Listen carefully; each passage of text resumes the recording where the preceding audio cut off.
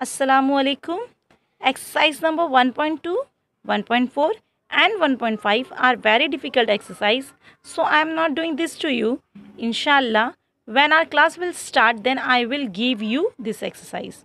Okay. Now let's start chapter number 2. It means quadratic equations. Okay. इस chapter का weightage हमारे 10th standard में 10 marks का है. क्लियर. बहुत ही सिंपल चैप्टर है. ओके. डिफ़िकल्ट नहीं. हाँ, कुछ एक्सरसाइज है, जैसे एक्सरसाइज नंबर 2.3 थोड़ा सा डिफ़िकल्ट है. बाकी के सारे चैप्टर एक्सरसाइज जो है बहुत ही इजी एक्सरसाइज है, इजी वे में है, और हर एक एक्सरसाइज एक न्यू मेथड की तरह, तो आप इजीली इसको समझ सकते हो. क्लियर.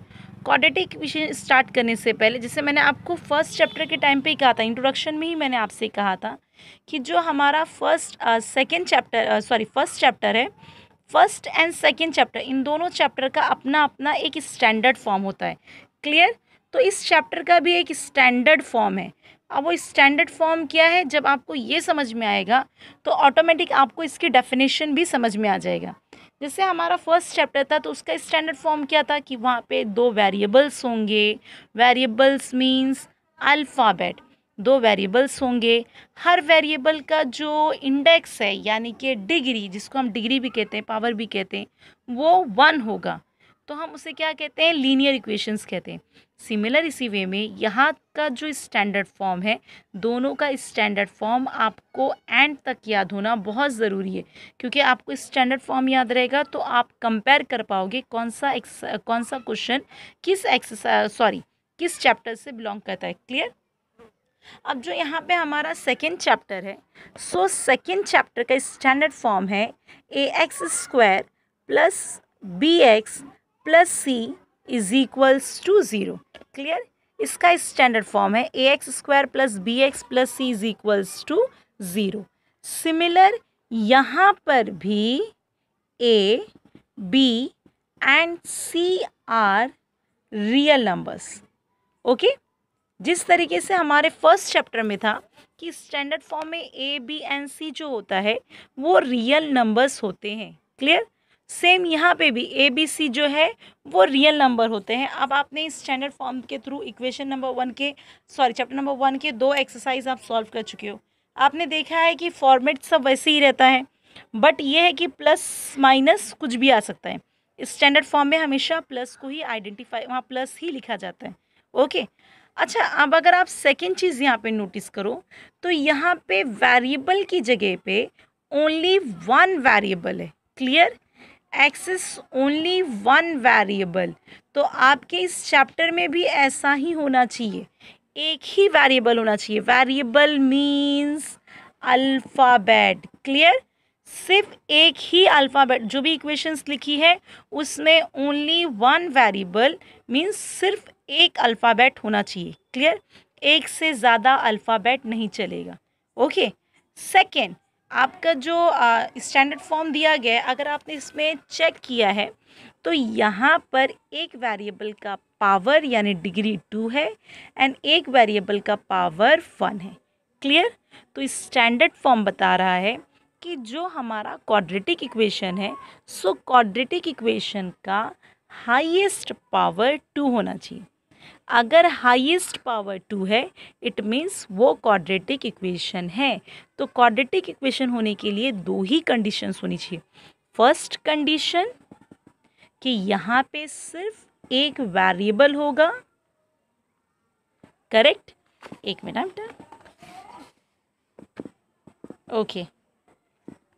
चलो, सेकेंड कंडीशन, इसमें जो हाईएस्ट पावर होगा, अब आप इसको पावर बोलो, डिग्री बोलो या इंडेक्स बोलो, हाईएस्ट इंडेक्स कितना होना चाहिए? 2.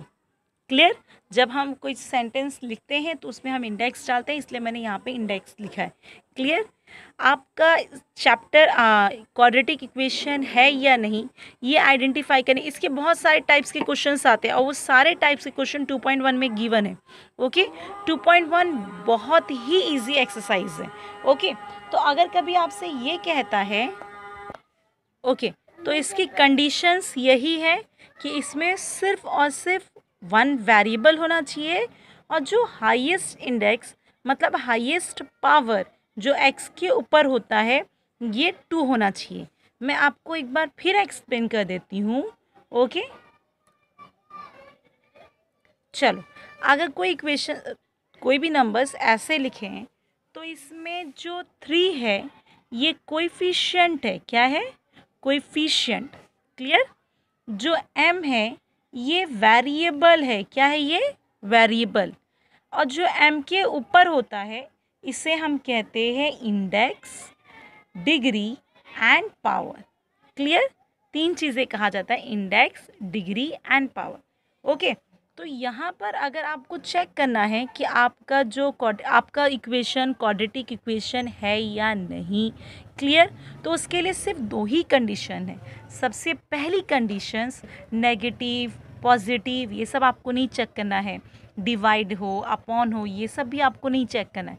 आपको सिर्फ 2 ही चीज़ चेक करना है कि आपका जो जो इक्वेशन लिखा है उस इक्वेशन का में वेरिएबल कितने हैं।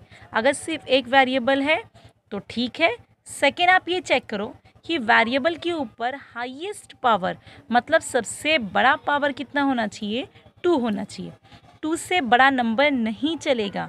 3 रहेगा तो वो क्वाड्रेटिक इक्वेशन ही है। क्वाड्रेटिक इक्वेशन मीन्स ही 2 होता है। क्लियर? क्वाड्रेटिक मीन्स 2 ही होता है।